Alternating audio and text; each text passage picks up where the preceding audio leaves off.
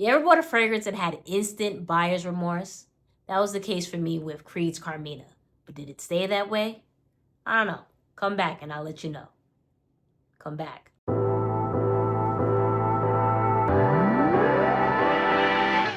What's up, everybody? Welcome back to a brand new video of Smell Good with Jenna. I'm, of course, Jenna. Thank you so much for stopping by. You know what you got to do. Like, comment, follow, and subscribe. And let's get right into it.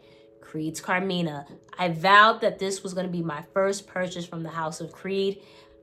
I wasn't necessarily wowed by it. And in hindsight, that's not really smart, just because you shouldn't be spending hundreds of dollars or something that you're not wowed by just to say you have it. I'm learning.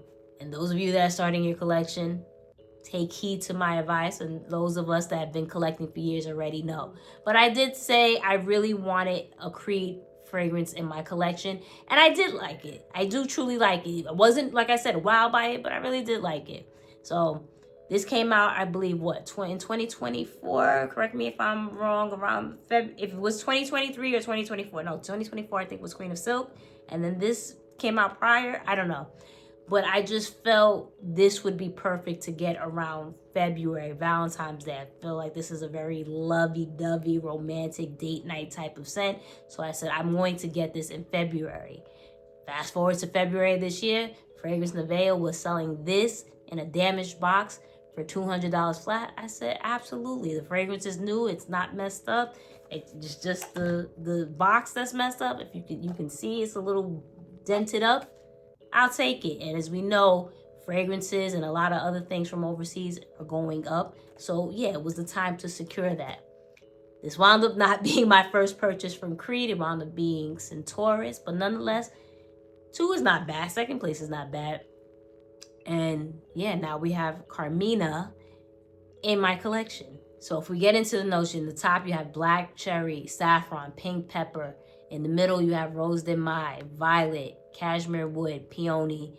And in the base you have frankincense, myrrh, amber, and musk. I remember reading a comment, someone saying, don't smell this directly on your skin. And as weird as that sound, I understood. Because something about when I sprayed it on my skin, which gave me the buyer's remorse, it just smelled like medicinal. And I know people were mentioning there's ambroxan, and that was probably that. But in my opinion, I thought that was probably the myrrh that was in here. But I just, like I said, I had buyer's remorse. I wasn't too fond of it. But this is the type of fragrance that you spray yourself with, and you just take in the magic as it unfolds. The tartness of the black cherry, the little bit of spiciness of the pink pepper. But then something happened in a couple of hours later of me wearing this. It's like it just became magical. It just became girly. It became sweet.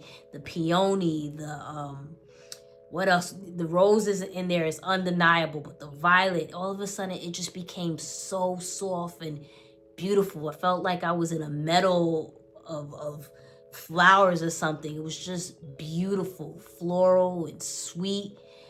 And I was so impressed by it that I wore it 2 days in a row. And I typically don't do that with fragrances, but that's how good it was. The longevity was there. And I can see why people get annoyed with the House of Creed with some of their recent releases, because it seemed more mainstream.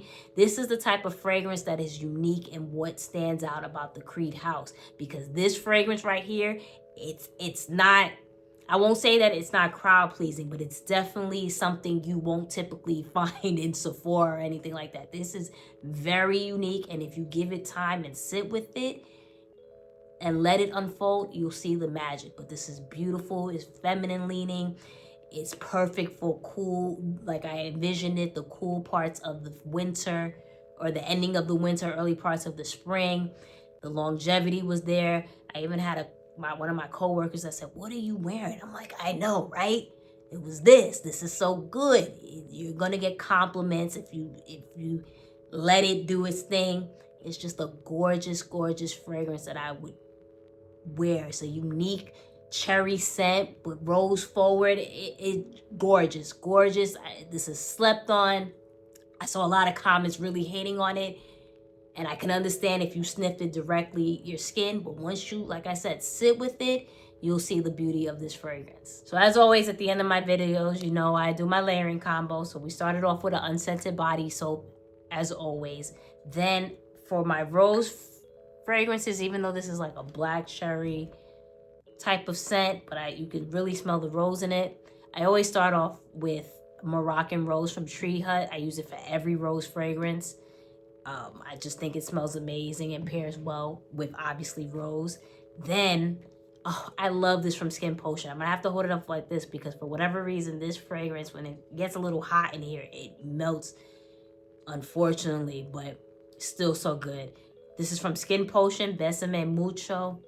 Beautiful. It's so romantic. It has saffron. A lot of the notes in here: saffron, jasmine, amber, vanilla, rose, paired beautifully. If you smell, get your nose on this. It's pricey, but it smells amazing.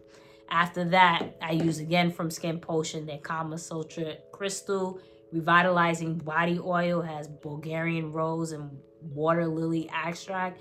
I use this for a lot of my rose scented combos as well. I think it's just the perfect rose oil, so I use that. Then I use from Blanc and Noir Wild Orchid and Vanilla, their body oil. This has violet in it as well, so I'm like, boom, there's violet in Carmina, so let's add that to the mix.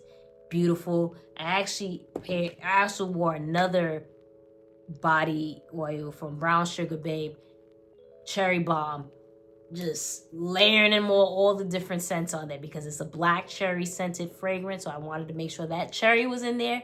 We used that, and then finally I sprayed Carmina, and man, oh, not finally, I actually then topped it off with from Bath & Body Works Black Cherry Merlot.